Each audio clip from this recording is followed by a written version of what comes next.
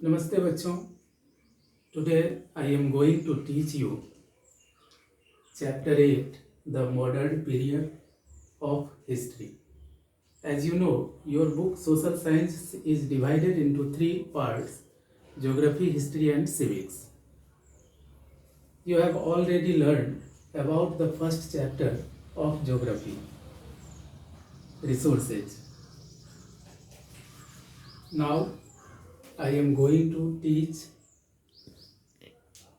the modern period, the portion of history.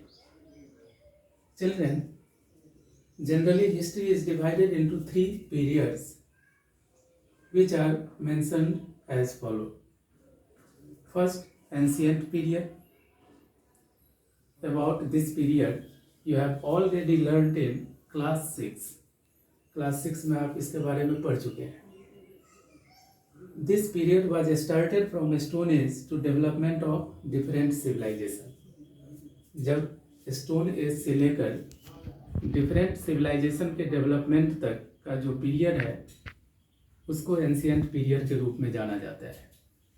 Next period of history is the medieval period and it was started from the rise of empires in North and South India, Turkish invasions, Delhi Sultanate, Mughal Empire, regional powers, etc. तो बच्चों, इस दौरान जो India के अंदर शासन का काम हुआ था उस समय जितने भी प्रोग्रेस डेवलपमेंट हुए उसको medieval पीरियड में रखा गया. And third period is called the modern period that was started from 18th century when the last great Mughal ruler Aurangzeb breathed last. और जो थर्ड पीरियड है हिस्ट्री का जिसे हम मॉडर्न पीरियड के नाम से जानते हैं, जनरली इसकी शुरुआत 18th सेंचुरी से मानी गई है और उस समय से जब महान मुगल शासक औरंगजेब की मृत्यु हुई उसके बाद के समय से. Children, in this chapter there is a whole reflection of modern history. The whole modern history is reflected by the author in this chapter. इस चैप्टर में हम देखते हैं कि पूरे मॉडर्न हिस्ट्री को बता दिया गया है, उसका एक स्पेक्टेकल दे दिया गया है, एक सीन दिखा दिया गया है, झलक दिखा दिया गया है. सो I try to reflect the whole modern India, whole modern period by these brief explanation, by this brief history. Children, a brief history of modern periods are. एक brief history जो modern period का तैयार किया गया है उसको मैंने इस प्रकार से दिखाने की कोशिश की है. First, many Europeans trading companies came to India after death of the Aurangzeb. India में कई यूरोपियन ट्रेडिंग कंपनीज आए और उनके बीच आपस में पावर कंट्रोल को लेकर कंट्राडिक्शन पैदा होने लगे. There was great changing in political, social, economic and cultural scenario in India. Europeans के आने से इंडिया में social, political, economic, culture in सभी क्षेत्रों में बहुत बड़े परिवर्तन हुए. India was exploited politically, socially, economically and culturally.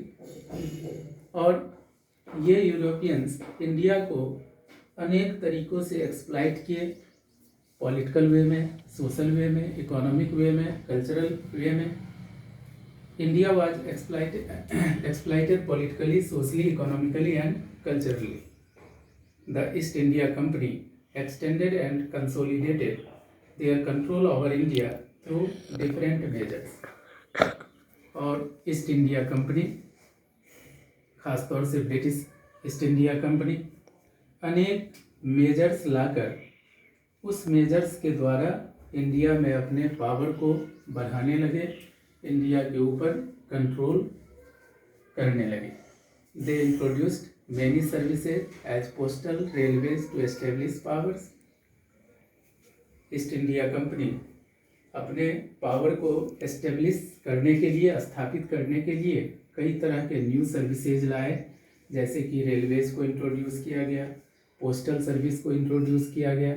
इसके साथ साथ कई तरह के स्ट्रिक्ट एक्शन भी लिए गए, जैसे मिलिट्री एक्शन चलाकर, कई तरह के एक्ट बनाकर, और इस तरह से उन्होंने अपना पावर इंडिया के ऊपर स्थापित कर दिया।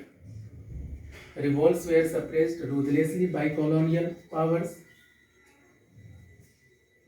इंडियन पीपल के द्वारा जो रिवोल्ट किए गए उसे कॉलोनियल पावर के द्वारा कठोरतापूर्वक कुचल दिया गया, दबा दिया गया। Indian national Congress was formed in 1885 और 1885 में एक बहुत बड़ा पॉलिटिकल परिवर्तन हुआ इंडियन नेशनल कांग्रेस की स्थापना के रूप में। The events like partition of Bengal, formation of Muslim League, Home Rule League, Jallianwala Bagh Masekar etc. took place। और इसी पीरियड में, इसी दौरान बंगाल पार्टीशन, मुस्लिम लीग का formation, Home Rule League, Jallianwala Bagh massacre, इन जैसी कई घटनाएं हुई। The British government introduced a series of reforms to pacify Indians and to weaken the freedom struggle। British government ने रिफॉर्म के नाम पे कई तरह के पॉलिसीज लाए ताकि इंडियन को पेसिफाई किया जा सके और जो फ्रीडम स्ट्रगल मजबूत रूप से चलाई जा रही थी उसको कमजोर किया जा सके। India gained independence from British rule on 15 August 1947। India अंततः 15 अगस्त 1947 को ब्रिटिश रूल से मुक्ति पा ली और इस तरह से स्वतंत्रता हासिल की। लेकिन दुर्भाग्य से ब्रिटिश पॉलिसी के कारण इंडिया दो भागों में बट गया, इंडिया एंड पाकिस्तान। तो बच्चों, आज का क्लास मैं यहीं समाप्त कर रहा हूँ। Thank you.